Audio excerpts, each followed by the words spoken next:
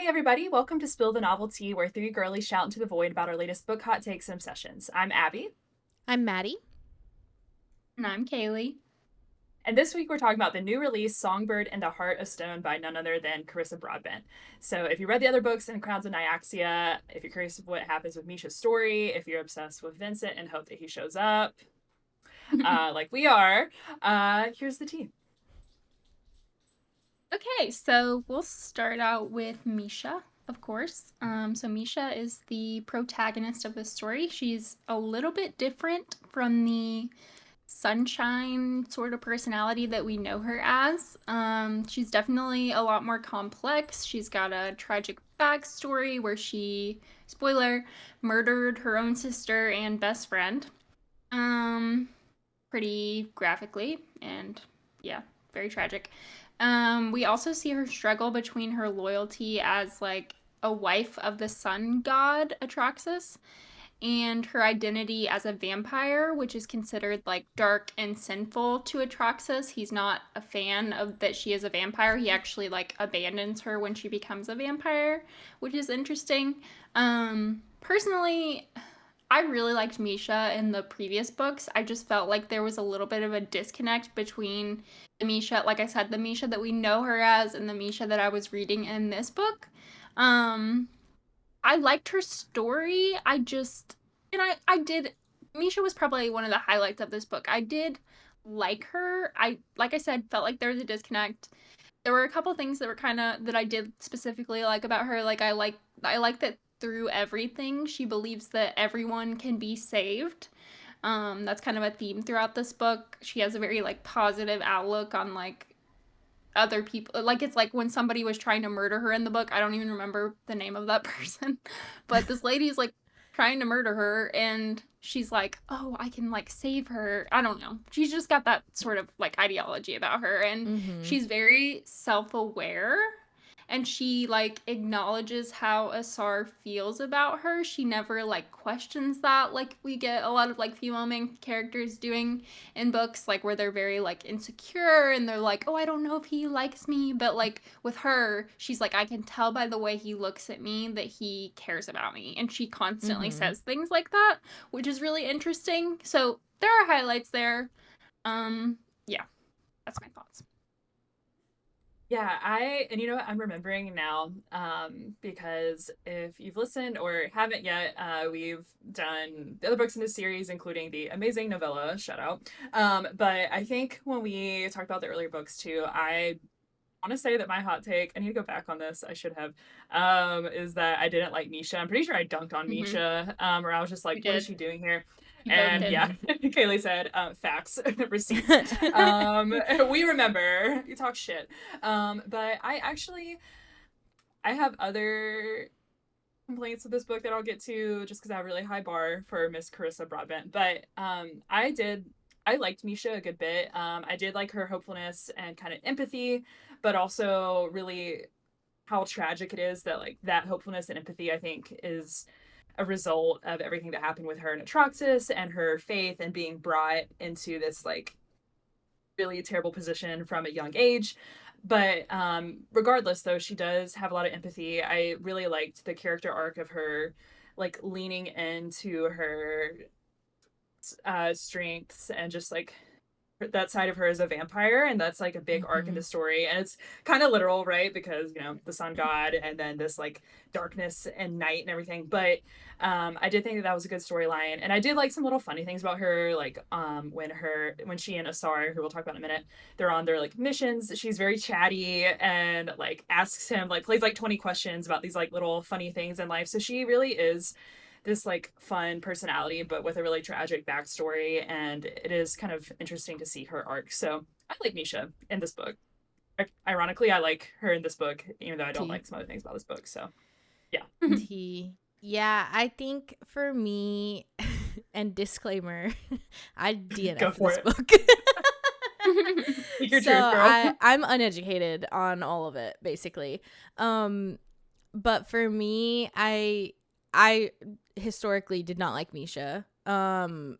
And that stays true for me through this book too, at least through the beginning. Um I felt like there was a big disconnect from like the Misha we knew before and the Misha that we have in this book, and I understand that that's in order to make her feel more complex, to like acknowledge the situation that she's in, which is not like a happy sunshiny situation. But I think it changed her character so much that I felt like I was hearing like Araya's voice come through. Mm. And I think Mm. that's the struggle with like first person POV, is that like a writing style can be so strong from a particular POV that like it's difficult to change out, because Carissa's writing is so good. Like it's very readable. Mhm. Her writing It is. style is great and it flows, but like that voice is really really difficult to change, and when you're switching to a character that is so inherently different than like a character you're used to writing in or that you're really strong in writing in, I think it's challenging to change that voice because that's like almost inherent to you and how you think. Yeah. And so, yeah, I feel like that's where I lost kind of like Misha's identity. And Mhm. that's where I didn't get engaged into the book because I didn't care about Misha. Because I already didn't really love her. And then she just like, go girl, give us nothing in this book for me. So, Yeah. I don't know. Yeah, it was a tough sell for me. I agree, and I was thinking about what Abby was saying about how like she was very chatty and like doing the 20 questions thing and stuff. But to me it felt more like forced. Like it felt like they were Mhm. telling us that Misha was chatty, telling us That's true. she was Yeah. asking 20 questions, and then it would like provide a couple of examples of the questions, but Yeah. we didn't actually get the back and Uh, forth. We didn't get You're any of right. the funny little like one-liners from her. It was weird. It just felt a little forced compared to like Rain and, well, we're not even talking about the relationship, but Rain and Araya separately, they have like little funny little banter moments and things that make them unique. And I guess that's kind of what mm-hmm. Maddie's saying is like it blends it everything kind of blended together in this book a little bit. Yeah, I don't Yeah. know. Well, and I think Mhm. y'all are both hitting the nail on the head too with like, I think the best way for me to put it is that I did like everything we learned about Misha's character and backstory. Like I'll get to in a little bit. I was really invested in her backstory with Atraxis and like how devastating that is and like how that was written. I thought that that was fascinating and really well done. But I think to your point, Maddie, her voice and like POV is not strong enough for it to be distinct. So then I don't mind that she's a much more kind of Somber. she's yeah, she's not Rhea, right? And that like she's not as active of a character, and like that's I okay. see. It's fine to have a different kind of person, right? Different kind of POV, but the POV has to be distinctive, and I don't think that hers really was. So interested in Mm-hmm. theory. I liked her backstory. I liked some of the Mm-hmm. flashbacks, but I didn't really care to be like in her head the whole time. So Mm-hmm. Mhm. yeah. So that's Misha. And of course the love interest in this book is Asar. He is this kind of described as uptight and a rule follower. He's a necromancer and the warden of the underworld. And to make things extra complicated, he's related to Malik. He's his brother. And Malik is the vampire who turned Misha into a vampire and who she later murdered, which kind of kicks off a lot of the events in this book. So I yeah, I like that he was a necromancer. I love a little necromancy moment. I do like that we actually we'll get to it later in the later, but there's a big scene with necromancy. It's not like he just kind of does it as a side plot. Like it's a big part of his life. Yeah, a little side quest for him. Um and I like that he has a complicated relationship um with Ophelia, who is this previous love interest of his. He basically has a lot of trauma because he has, by nature of him being a necromancer, um, is like responsible for bringing people back from the dead, and you know if he doesn't do it quite right, there's a lot of feelings mixed up with that. And so I did like his love for his little dog Lucy, which was kind of like a cute little tidbit, but nothing like huge about his character. But yeah, like again, I liked I liked him in theory, but I just wasn't it wasn't he wasn't very memorable to me. So Yeah, I mean, I pretty much feel the same way. Like, I liked the idea of him. I like that he has like a scarred face and like a discolored eye, and like he doesn't maybe look like the pretty boys that we're used to. Mm-hmm. So I really like that. I like that he's kind of supposed to be tortured, supposed to be grumpy, supposed to be all these things. Advertised as this is advertised as a grumpy sunshine, you know, like I was expecting grumpy. I was expecting like Warwick in Savage Lands, but not that you guys ever read that, but he's very grumpy. And we just didn't in execution it was kind of like Misha. It was like they're telling us that he's Right. like a rule follower and very like uptight and stuff. She's constantly telling us that, but I never found an example of him actually being like uptight or a rule follower. She just like brings these things up randomly. And his dialogue was very cheesy, very vulnerable constantly, and there's nothing wrong with being vulnerable, but typically with those grumpy male main characters, you're not expecting someone who's openly like, I'm in love with this woman, and he calls himself a heart of stone at one point, which to me felt very forced and cheesy, and that's how a lot of his dialogue was. It was like, ugh, cringe, you know? So Yeah. those are my thoughts. Yeah, I feel like he, like, again, and we've talked about this with other male love interests too, but it's like there's the checklist of things that work really well that people love about a love interest, and he hits all of the boxes in theory. But again, that execution just isn't there. And like, especially when you phrase it like grumpy sunshine, like she's just not sunshine enough and he's not grumpy enough. Like it doesn't meet the trope standards, because like the thing that's really cute about grumpy sunshine is those little moments where like the grumpy is trying so hard to stay grumpy, but the sunshine is just being so cute or so funny and whatever, and you get that little crack in the armor. And after enough of those, you get the big crack, like the big vulnerable moment or whatever. And it felt like, I mean, at least from what I read in the beginning, like we just don't get that. Like he's never mean to her really, like even and she even calls this out in the beginning, because like she's basically like kidnapped by him or whatever, but right away she feels essentially that he saved her from like a worse fate. And so you never feel in danger of him. You never feel like, what is he gonna do? Oh my god, he's so mean, like da da da da. So you don't really achieve that like the grumpy effect of like, oh, he's grumpy, but oh, it's for this reason, and he's got these shields up for this reason, and he's prickly because this happened to him, because he's really not that prickly. Like he's just kind of a chill necromancer, very classic shadow daddy kind of vibe. And again, it's just not inspiring, not engaging to me. So I struggled with that, even though he's on paper so cool, so interesting, you know, everything you could ever want.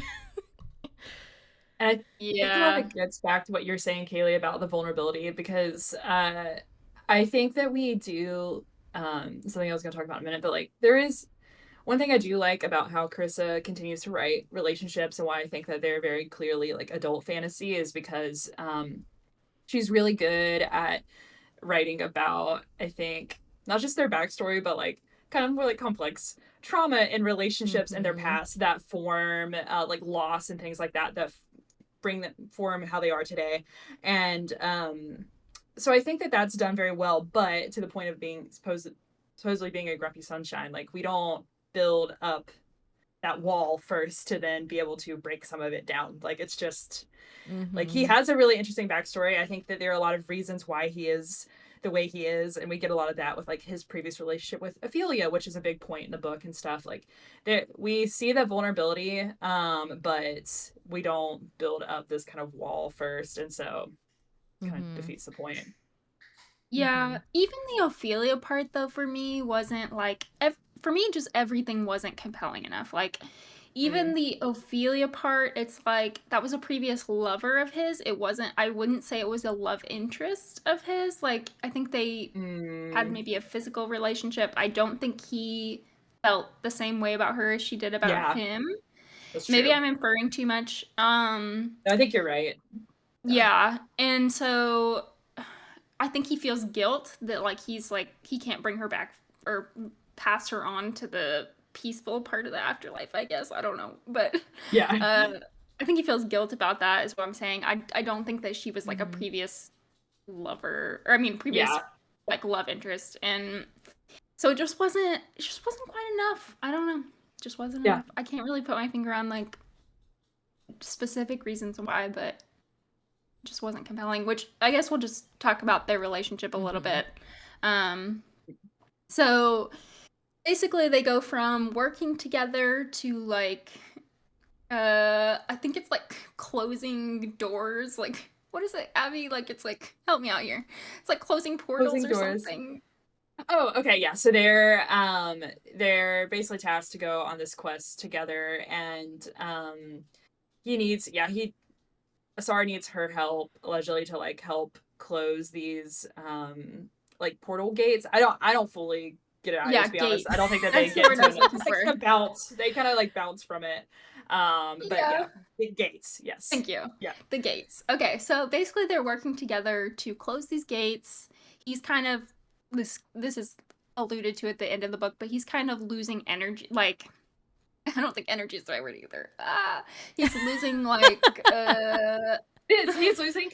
It's requiring like a lot of power from him to do this. Like they're trying to get down to like the deepest part of like the underworld, essentially, like getting really close to death, as they put it. So this whole like journey and closing these gates, and then when he gets there, having to actually do the necromancy, which we'll talk about in a minute.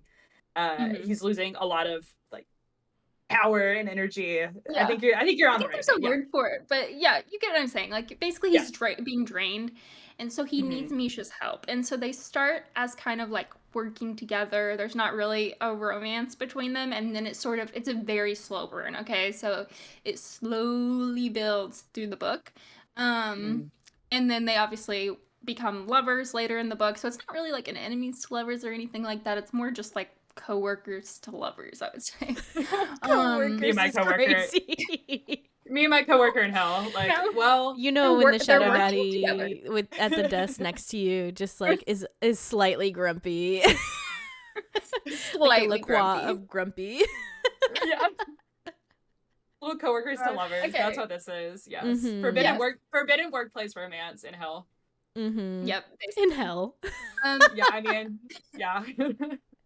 I'll try to reel it back in a little bit. Okay, so we're working on two different quests, right? So Asar's quest is he's a necromancer. He wants to bring back Alaris, who, if you remember, was Nyaxia's dead husband and the god of death.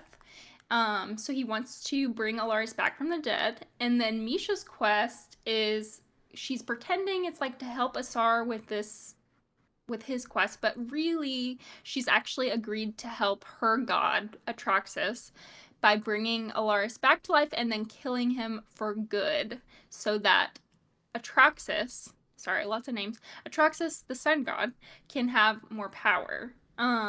So they're keeping a lot of secrets from each other, but they still, kind of like we were saying, have like vulnerable moments. They still open up to each other, but I will say it is obvious the whole time that Asar is like keeping something from Misha, and we don't really know what that is. For me, the actual romantic parts were written well, objectively, but like I was saying, I didn't find the individual characters compelling enough to care about their relationship, and so it all falls back to the characters for me. Yeah. And there are certain aspects of their relationship that I like. Again, and I think you made a really good point at the beginning, Kaylee, of when I was saying like, oh, she plays like 20 questions. It's meant to be kind of like funny, and we're really just told that that's what is happening. We're not seeing it, right? So I think you're right that again, there's a lot of things that we're told about these characters, but we're not really seeing it in the dialogue. We're not really seeing it in the POV, right? But one thing I do like about them in theory is that Asar is supposed to be helping Misha, I think, kind of really lean into like her side as a vampire and kind of get away from and like realize how terrible her connection to Atraxis is, and really like just get her to rely on her own power and trust that, and then she, I think, is kind of supposed to be helping him open up a little bit and also just like focus. I think a big thing they talk about is like how much like you have to risk in a relationship, because they talk about her, you know, losing lovers and things like that, to them being murdered, and he lost Ophelia or whatever. So there's this big like sense of loss. So I think they're both just trying to move on from that and just enjoy their time together. So I like that aspect of it. But again, yeah, because the two characters themselves, I'm not as individually invested in. I'm not as invested in the romance, but like some of the spicier scenes and stuff like that, which there's only like a couple of, they're well written. I have to give it to Carissa. They do what needs to be done. It needs to be done. She knows what she's doing. They have some cute little moments, so a little bit good and bad, you know. Yeah. Yeah, the slow burn was so slow. I didn't even get there. No, yeah. I didn't It was make very it. slow. I didn't make it, guys. I tapped out early, so I can't even. It It's was literally extremely in the slow. last like 45 minutes of the book on audiobook. Yeah. Ain't no way. Swear. No, seriously. Swear. That's yeah, they crazy. like they have little moments where they kind of, you know, they acknowledge like that they're into each other. But Is there nothing, yearning? Like, I don't For know if a I'd physical call it, relationship, yes. Okay. yeah, I And don't really know if he I'd call wants it to drink his yearning. blood really bad. As a vampire does, you know? Tea, I guess. Yeah. His blood like smells better than any other blood. Oh, And I'm so just sick people of are like, that. Not this. I'm Yeah. so sick of that trope. Vampires, I'm so Yeah. into it. Stop with the her blood smelled different, his blood smelled different. No, it didn't. It's blood. Shut up. It's Shut up blood. forever. Rain Yeah. and wait, she's not even a. When he drinks her blood, he never says like it tastes better than any other blood. I don't. He think. says think it's, he like, says it regular tastes human. different because she's a Oh. halfy. But Oh, different okay. is That fine. has like different is fine. actual Yeah. reason. Right. And that has a logical reason. Like that would be different versus And- just like, I love you. Yeah, and I'm pretty sure he doesn't even tell her until she finds out she's half, and then he's like, "Oh, I always thought that's crazy. I always thought your blood did taste weird." And she's like, "What, bro? What the fuck?" Like, What? it's fine. Yeah, she's like, He's "That's such a himbo. I wild can't thing to stand say." it. He is. Oh yeah, I love always him. thought so. We, We do love him. honestly, Himbo, though. supportive. yeah, we just need more himbos. I'm tired of the shadow Yeah. daddies. Maybe that's what it is. Yeah. Bring Yeah. bring Daddy himbos over. back to fantasy. That's what we need. Mhm. Yes. Let's campaign Yeah. it. Yeah. That's what we have to say about their relationships. Just kind of, it's there. It's It not is terrible. there. Meh. I'm just not that invested. It's fine. So yeah, as this is slowly burning, we also have the quest that we talked about earlier that Misha and Asar are on. So like we said, they're both ultimately trying to go and resurrect Laris, god of the dead, but Misha plans to kill him afterwards to make her god happy. So the build up to this is basically, and I did like some of this. To complete the quest, Asar and Misha have to travel through like several levels of hell, basically. So it's a underworld story. They're going through the sanctums, as they're called, to reach death. So each sanctum is kind of based on different aspects of life. So body, breath, psyche, secrets, and soul. And in each of these sanctums, there are like different mind tricks that kind of happen that Misha and Asar go through. They have to fight all these kind of like deadly creatures like wraiths. But I think in particular, some of the mind games that get played on them are really pretty wild, and those were fun to read. So yeah, so that's what I like the most about this book in terms of like the plot. I like, for example, there's this one scene, I think maybe when they're in the secrets level, I forget, but basically Misha and Asar like wake up and they are they're looking like at this environment around them, and it resembles like something from their past memories. So they're both there together, but they each see different things. So it's like they're standing right next to each other, but they see different things around them. So like Misha sees like the temple that she used to go to and stuff like that, and Asar sees something else. So really kind of trippy stuff like that I thought was cool. And that's where I think Carissa Broadbent's really good writing comes out. And I like an underworld story, but I think for all of us, it took like it was kind of slow to build. There were these cool moments, but they were interspersed with like these really kind of like dragging sequences of like, okay, Mm-hmm. we're walking and it's scary here, it's Mm-hmm. dark. There's a wraith over there. Oh, spooky. Like it just I think was too slow, which is sad because there were some really cool little snippets kind of Yeah. throughout. And what's interesting is, okay, there are two side characters with them, and Hmm. I think they die, question mark. I don't remember what happened to Mm-hmm. them, but let's say they die. Oh, Let's say they yes. die. Yeah. Mm-hmm. Mm-hmm. At least one of them dies, I know. Um, the characters, we didn't care about them No. or No. literally anyone. And that's why the story, the quest was not interesting, is because like Yes. there were stakes. People were dying, you know? Mm-hmm. That's a big deal in any other book. Like take Fourth Wing, take Iron Flame. We've talked Yeah. about this. We've talked about stakes. But when you don't care about the people that are dying, there are no stakes. Mm-hmm. And Right. I think that's why this was such a lull for me. Like Abby, you just like educated me on that whole section because I skimmed so hard. I fell asleep. I was Damn, shopping tea. online. I was doing all sorts of things while reading Girl this said, section. "I'll do anything else." Cleaning the house. I can't. Yeah. And basically what I'm saying is it dragged. It dragged and Yeah. it shouldn't have, because the idea Mm-hmm. of this once again is so good. Like that's good. That's good Yeah. soup right Yeah. there. Good stuff. Yeah. Mm-hmm. Yeah, I feel like you can go back and listen to all the episodes. We love a structured trial-based kind of Mhm. book. Mm-hmm. We do. And that's what this is. But it just gets there too slow. I'd be really interested to go back to Serpent and the Wings of the Night and see exactly how long it takes for Araya to get into the first trial versus this book in the first Yeah. Sanctum, and see how different it is, or if it really is just that intro part. Because at least with Araya, like, she is in imminent immediate danger as soon as she enters the castle thing, because she's a human in a thing with all vampires. So maybe that's why it felt so much less it's like slow to get to something that was engaging, because she's immediately in peril.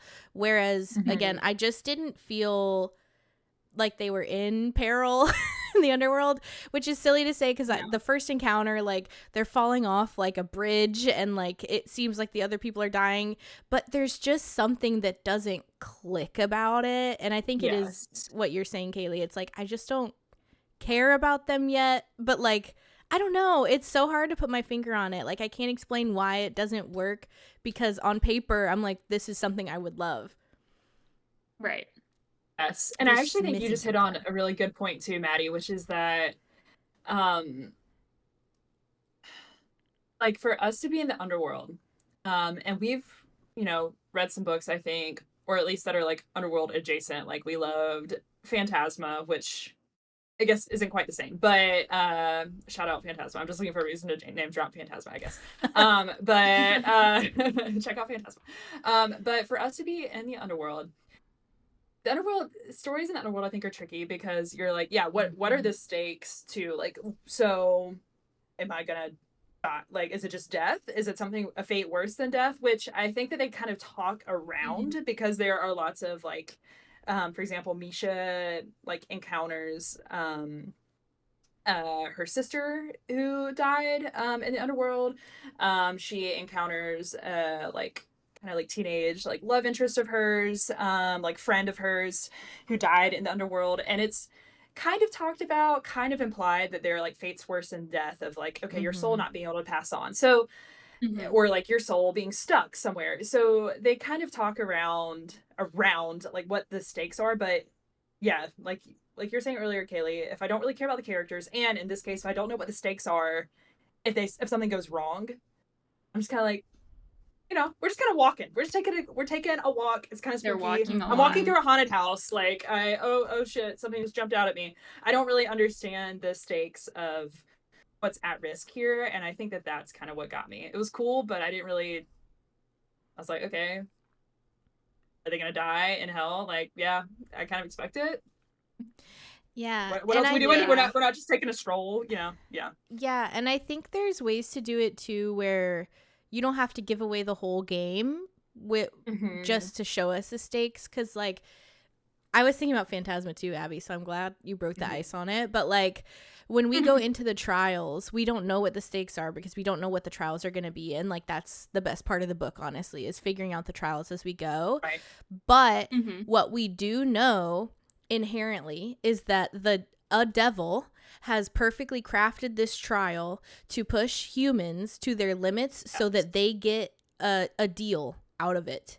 So Mm-hmm. inherently we understand that there's going to be a great level of peril and that like our main character is going to be presented with an opportunity to either die or make a deal with the devil. And so that's something that's like generally understood and is like a concept that you can explain, and it doesn't give away the secret of the trial. So you still have that Yes. suspense because you understand the foundation of what you're going into. And I don't know, it like especially at the part of the book where I'm at, like I have no idea what we're doing. Like it's not really explained. Yeah. It's just like I'm like, okay, I guess we're here now, and it all happens. It's funny, we're talking about how slow it is, but I feel like it almost happens too fast too, because like we find out that it's happening. She gets this meeting with Atroxus, and so now she has a separate quest, and then now boom, we're there, and it's like I don't know what's going on. Like I'm Yeah. just so uninvested in everything that's happening. So I Mm-hmm. don't know. I don't know. It's just weird. Yeah. Yeah. Crazy. But one thing that is Yeah. good and gets better throughout the book, a lot better, are these little like flashbacks to Misha and Atraxis's like Mm-hmm. I don't want to call it a relationship because that's giving it too much credit, but their They're I guess dynamic. relationship. They're Yeah, it's a dynamic. relationship, I think. Yeah.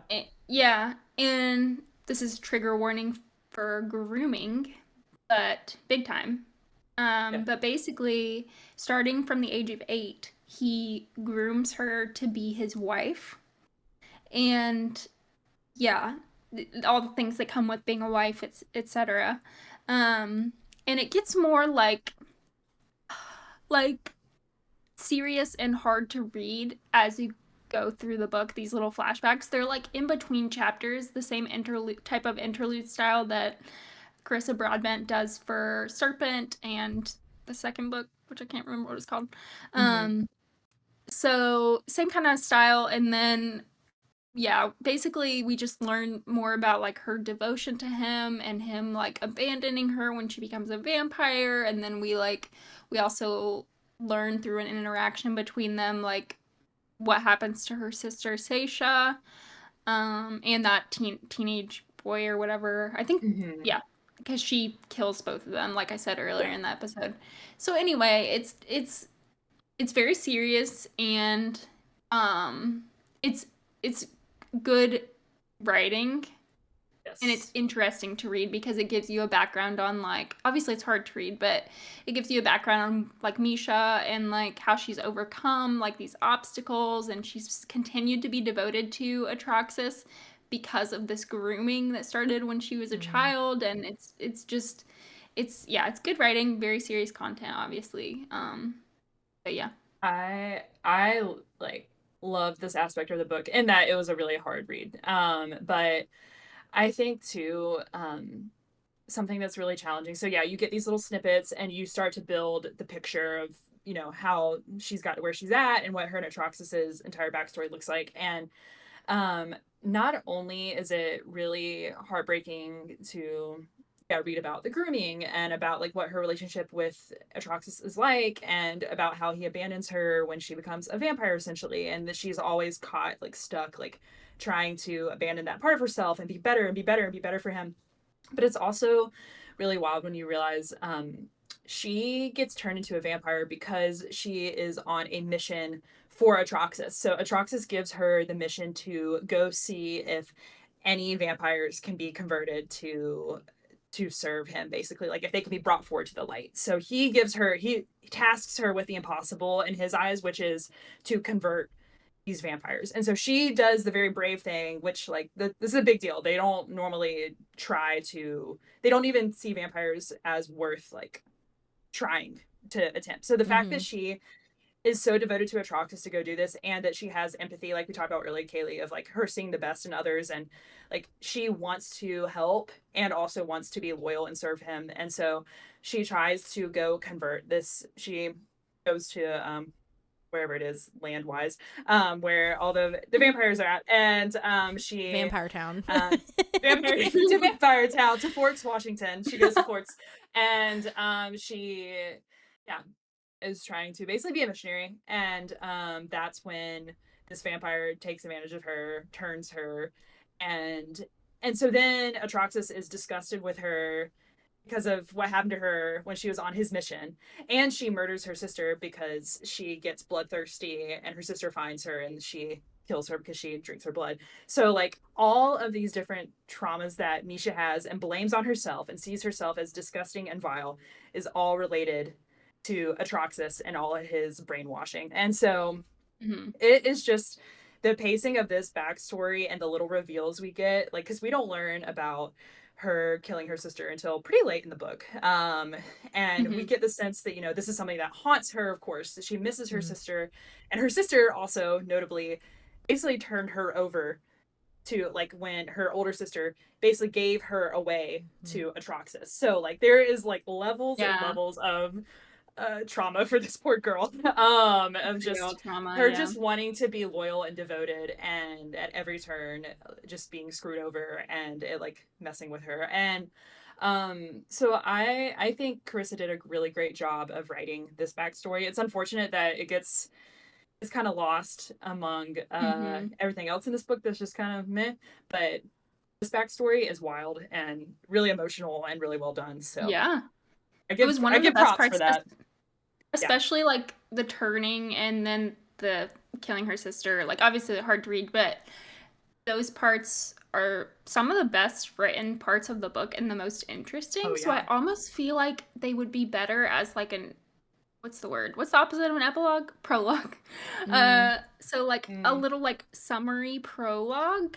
And then we kind of delve into like the details. We find out that it's Misha that it's talking about, like that sort of thing. Maybe would have made this book a little bit more interesting. I don't know. I like that the interlude style is used because I think Carissa eats with that time and time again. We love that in the other books like we talked about. So I think that the interludes for this actually work really well because it reveals why Misha is so empathetic and loyal to Atraxas, especially when we're kind of like, because we find out that Misha basically has lost connection with Atraxas at the beginning of the book, and he's also like literally burned her.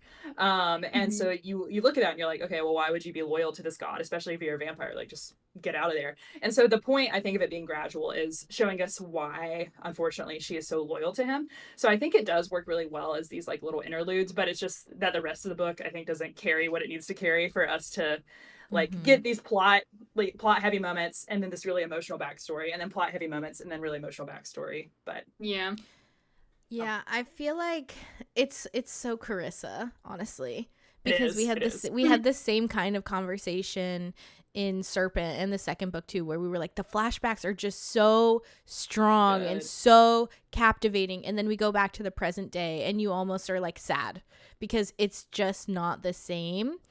And I don't know. It's such a fascinating thing because I don't understand exactly why. Like, maybe it's because the flashbacks are just like one pivotal moment that you're focusing on. She's rather really than good trying to like, and so I don't know. I think some of it might be like timing, like when you reveal certain pieces of information. I'm trying to figure out how she can get us to buy into Misha earlier because it sounds like she has a really great story and this kind of thing, but it's like, how could we have done that earlier? And I think maybe just a prologue with even just like the basic anything of it all could have helped a lot, just to set a give us the foundation. Very last event or something in the prologue. Yeah, just something.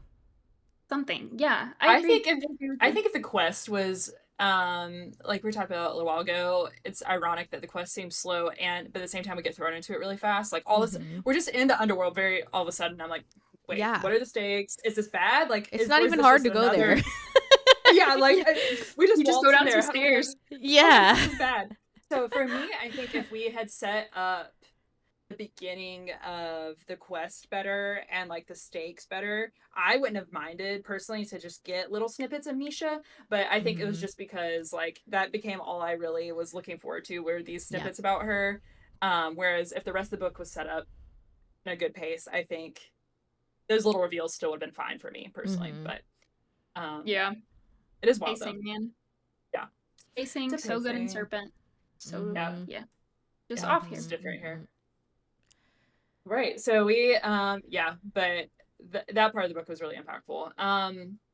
But so as we talk about pacing, in line with other Carissa books, though, the ending does go strong. The quest ends with like quite a bang. The last 10% of the book or so is just like, whoa. So Asar and Misha get to the final sanctum, which is the sanctum of the soul. So the final level of hell, essentially, or the underworld. And Misha learns that Asar is a descendant of Alaris, the god of death that they're trying to revive. So he is directly related to Alaris. And as they're performing the kind of the necromancy ritual, Asar at the very end basically offers his body for Alaris to inhabit, I think is the best way for me to kind of explain. And so, Misha is watching all this in absolute shock and wanting to save Asar too. But a big twist at the end is that while, like, after all this happens, Misha decides to murder Atraxas, the sun god, who has manipulated her since she was a little girl. And it's that is a very, like, redeeming moment and powerful moment, I think, in the book. But because she killed a god, the rest of the gods are pissed off because you can't just do that. So they all show up and kill her, and we kind of sort of get a main character death. So Misha is killed. So that's tea. Tea, yeah, that is tea. Wild ending, and granted, since we are in the underworld for this book, and there's a lot of references to the afterlife. And we already know there's going to be another book, a duology here that follows Misha and Asar. So, like, she's going to be back. So it's, like, not fully a death, but she is technically dead. She's technically dead. Which Asar even says, like, this part killed me. Because I was like, give us some stakes. He was like, just let go, Misha.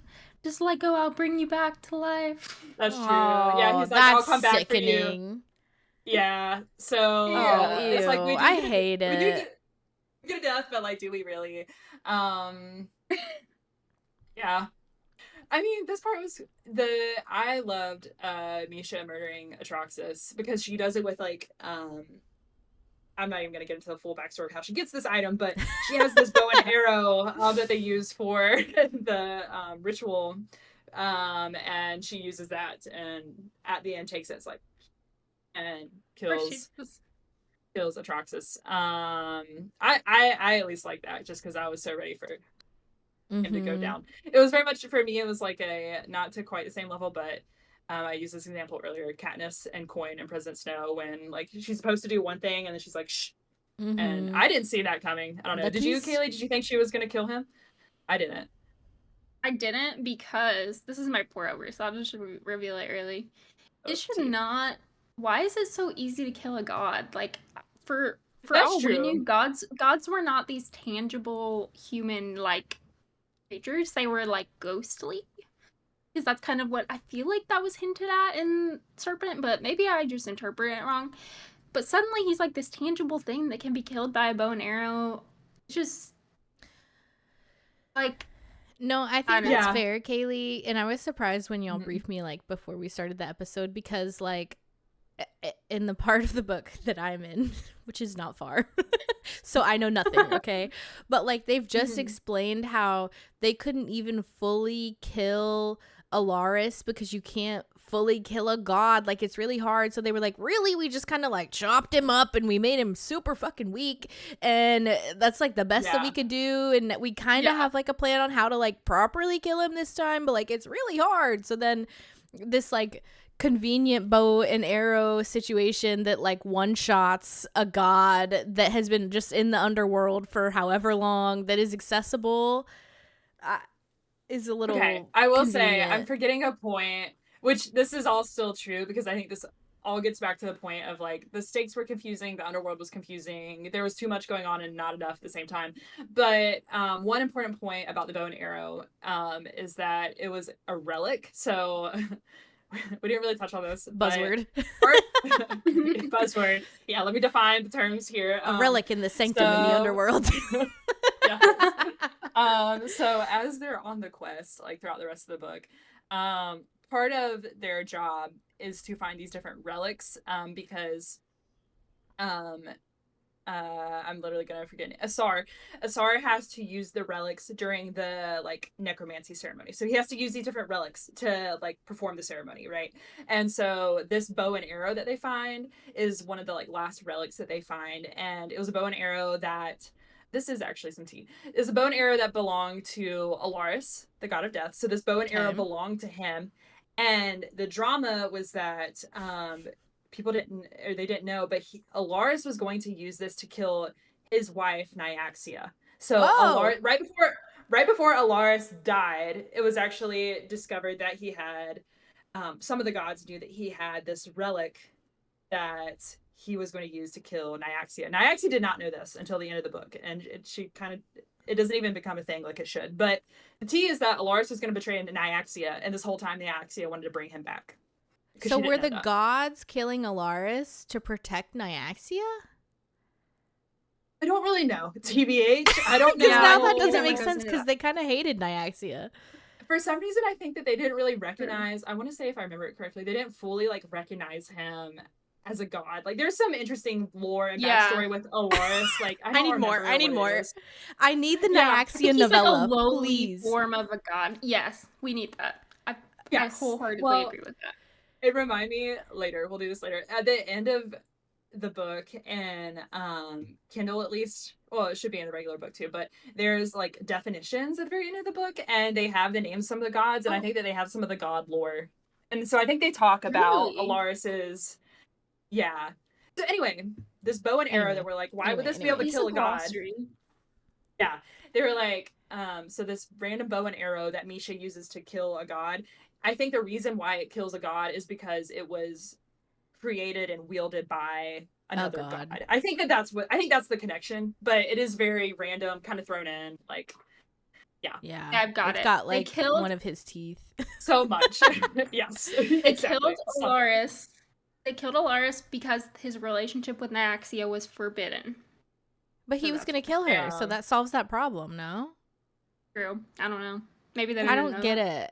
I should have been on the council to talk this through. I feel like we could have resolved this another way. Maybe next time. Crazy. Okay. Anyways, sorry. Anyway. So, it's okay. So all that stuff happens, but we still have an ending, right? So in the end, after Misha dies, she goes to this afterlife underworld, and an old friend, a friend of Maddie's, you could say, a bestie, appears. Even. Bestie. In of Maddie. And it happens to be Vincent. My king. None other than Vincent. One true king. Reign who? Yes. It's so true. Girl, what? Okay. Ariana, what are you doing here? We're not going to argue about Vincent. Who's that diva? I want to now, but we're not Who's that diva? It's Vincent.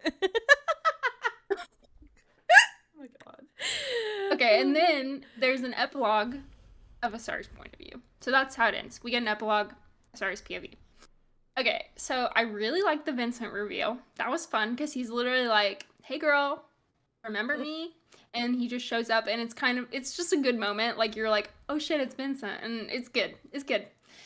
But the epilogue was like so unnecessary. Yeah, it gave me the ick a little bit. Like I don't want. We hate a POV switch for an epilogue. I hate yes, especially. It wasn't necessary. Like it did. He said nothing in it that like was groundbreaking or a cliffhanger or Yeah, it just wasn't. It I wasn't don't want to hear needed. the man. I don't want to hear the man speak. Okay, like I am tired of this because now that I'm thinking about it, I'm like, I'm pretty sure that this happened. And did this not happen the end of Iron Flame? Did this not happen the end of Yes, Divergent? I think it like did. And these we hated it motherfuckers then love to too. do. They Happens at the love end of to every book. do a Mm-hmm. POV switch to Like, the man why? POV. I don't need to know. I'm sure he's sad And that it's she's dead. never necessary. Like, it never I'm does sure he's literally sad. anything for the story. No, it didn't do anything for the story. And like he already told us right when Misha died, and he's like sad about it. He's like, I'm gonna bring you back, blah blah. Like we already, which is dumb anyway. Like we already know his plan. We already know what book 2 is gonna be. So or book 4 technically. Yeah. You know I who don't does need this to know. correctly? Holly Black, Mm. because she has written some chapters from Cardin's POV, but them shits are extracurricular. You sign up to her website newsletter and you can get Mhm. links to read Cardin's POV because it's There you go. completely If you want it. unnecessary to the plot. It's completely Yeah. just extra content for the girlies that want it, and that's how it should be. Don't put that I shit in love my that. book. I agree. Right. I agree. And it's giving like the end of a movie when like the protagonist has like a monologue and is like, Mhm. I'm gonna fight to the end. I'm gonna win this. And that's what it was giving in this book. It was very much like, I'm gonna bring her back. And it was like, it was so cheesy. The I just anime don't main like character like power up scene, like Yeah, and it just sucks too when you have an otherwise strong ending of like, or pretty strong Mhm. ending. Like she just died. very strong. She wakes up. She's in the afterlife. Vincent's there, and he's like basically like, I think he doesn't. Kaylee, doesn't he like offer his hand or something? And he like tells her to come with him or something. I don't remember Yeah. exactly, but I think it's so. like that's T. In cut End it. curtains. Send it. curtains.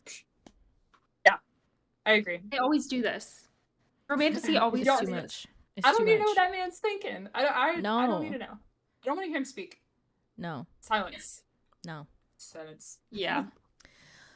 And that's the book. That's the book. So That's it. now it's time for everyone's favorite part of the pod. We're gonna do our hot takes and pour overs. I'll start because girl, head is empty up here, okay? For my hot take, I feel like this book just really was someone jotting down all the most popular tropes in romantasy right now and smushing them into one story. It felt, this feels a little harsh, so I apologize in advance, Chris. I love you. Turn the pod off, okay? We know you're an active listener. We know. It felt a little We still love soulless. you. We still love you. We do This still just love was you. not the one for us. Yeah. It just felt a little soulless, and I couldn't get behind it. I couldn't like anyone. I much less love a character. Like, I just did not care. Everything was a little convenient. It was a little weird. It felt like an outline, frankly. I'm sorry. I take it all back. But I'm sorry. Well, hey, I feel you're kind of right. Yeah. I'm sorry. Oh, we love you, Carissa. Yeah. We do. Pour over. The ending does sound kind of fire. You name dropped my boy, so I'm probably gonna go back and listen to that. Kaylee gave me the timestamp to go to for when it starts getting good. True. So I Yep. will go back and listen to that because we're probably, I imagine, gonna read the second book anyway. So I'll try and like catch up. But like, I will say, this is hateful too, so I'm sorry again, but like, this book is a great before bed book for me because I get about 15 minutes in and then I get so sleepy. Like, this shit works Same. harder than melatonin for me, on God. And for that, Literally. bro, I'm thankful because I have insomnia like crazy. So I will make it through by the time the next book comes out, probably. Perhaps. Same. Yeah, in It's really 15-minute fun. increments. Damn. Yeah. I fear. Yeah. I fear you're right. Uh, Okay. Well, my hot take, I'm just going to make it up on the spot. Because I already said my hot take. I think... No, this is too mean. Okay. Oh. I was going to... Can you Please. revise the wording a little Oh, bit? listen, Not a- those of you love this book. Can you revise them? Grammarly's telling me it's too negative. Yeah, revise your tone, Kaylee. I was gonna say, I think I would have been more interested in a book about Lucy and the dog. her love interest. The skeleton dog. That's how uninterested I was in their relationship. I'm hurting. Because you know what the In worst part is? Annabella about Lucy. That's I not was so even, invested in Lucy. Lucy actually does have some lore. So She actually, has a like, love yeah. interest on God? No. Lucy does not Lucy has lore. No. What?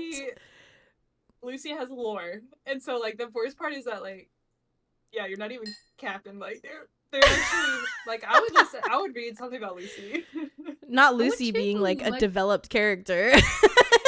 Yeah, who is Like this Lucy diva? gets hurt, and we think Who that is this Lucy's gonna diva? die temporarily, and you're like, I was actually like that really hurt. crushed.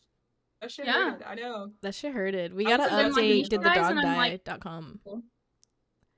That's crazy. Okay, because brief side note, the lore with Lucy is that when Asar starts doing his necromancy things as a young child, it's to bring she's the first being that he brings back because Oh, cute. Mm-hmm. Yeah. And it kind of goes wrong because it's a skeleton dog. it goes wrong. Yeah. So No. I too love Lucy. She's Yeah. right. Lucy's very loyal. She's not Yeah. wrong. Yeah. Mm. Yeah. You know what? You know Yeah. what? Lucy is the grumpy of the Grumpy Sunshine. Lucy grumpy as hell. Ooh. Hot take. Lucy We need a grumpy. sunshine. That's Yeah. true. She's very defensive. I'm Defensive ready. queen. Underrated character, Lucy. Yeah. Yeah. That's I grumpy. like it. Mm-hmm. Done. I Ship like it. it.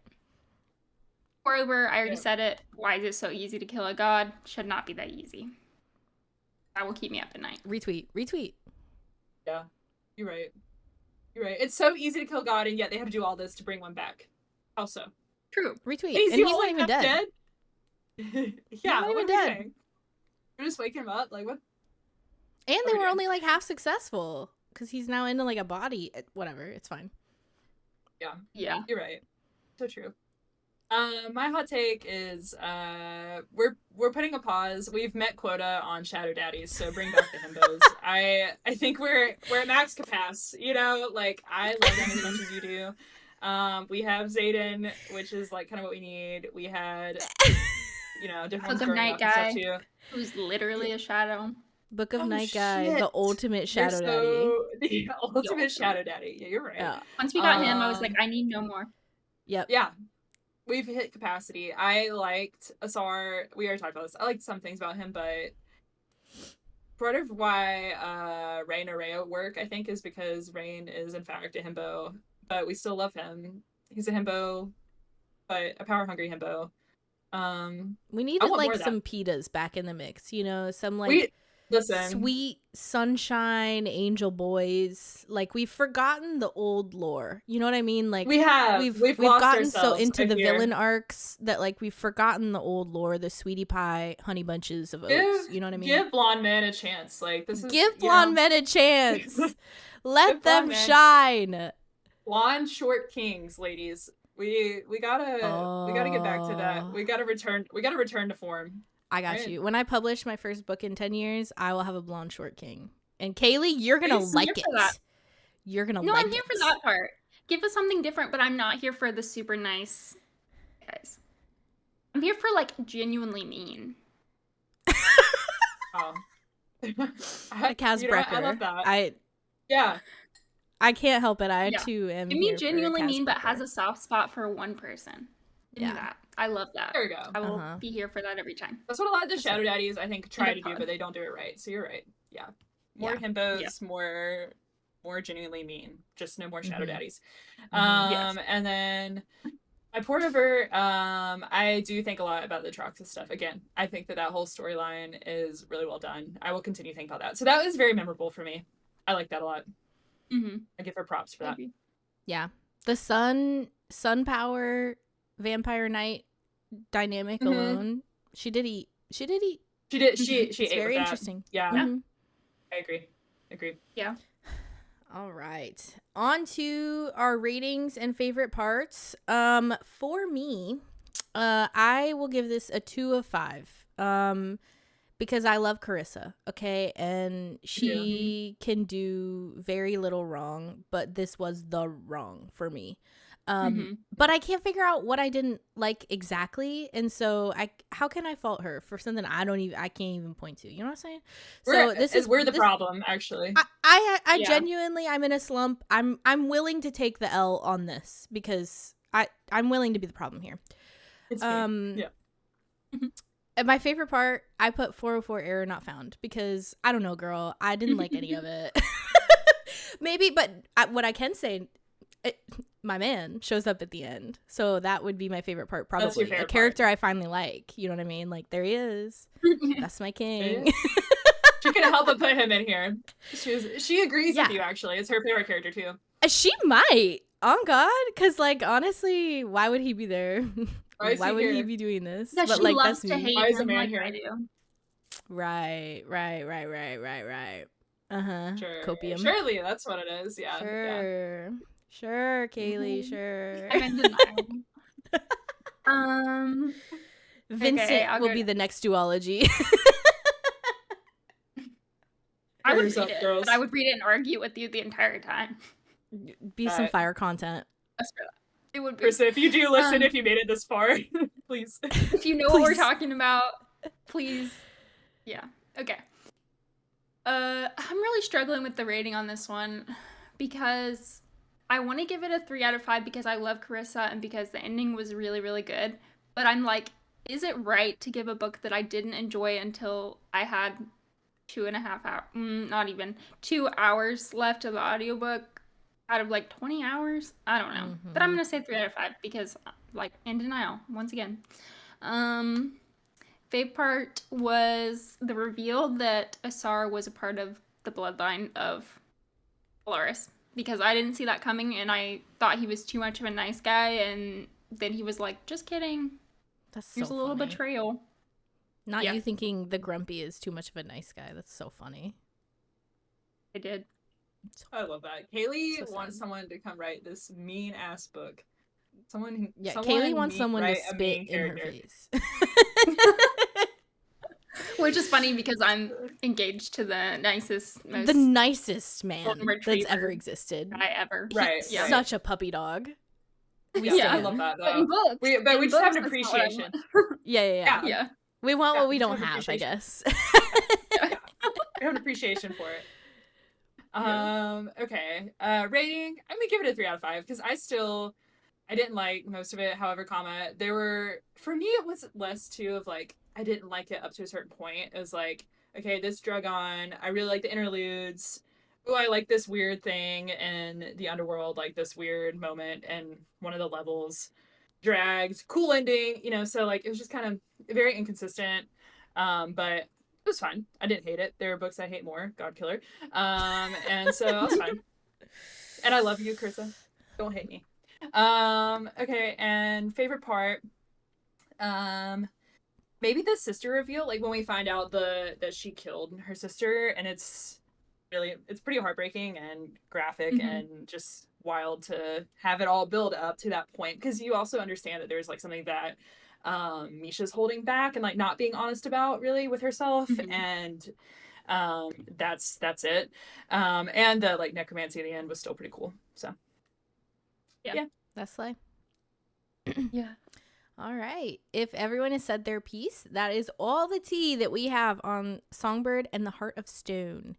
Next time, we're going to be talking about our favorite reads of the year, and then after that, we'll go over our anticipated reads of 2025. So definitely stay tuned to get a sneak peek into what we're planning. You can also stay up to date with the latest tea on Instagram, TikTok, or YouTube by following us at Spill the Novel Tea on all of the things. And while you're there, let us know your hot take. Are we at fault here? Like, is it our slumps that are affecting this book? Are we the problem? Be honest. You can roast us. Carissa, if you're there, honestly, girl, I owe you a coffee. A hate comment. Okay. Leave a hate comment, but also go watch our episodes on Serpent and the Wings of Night, because we love that. We love that. And Six Short Roses, you'll love that. You'll love that. Go watch those. Okay, we swear we're fans. We swear. Anyways, we will see you next time. Bye. Bye.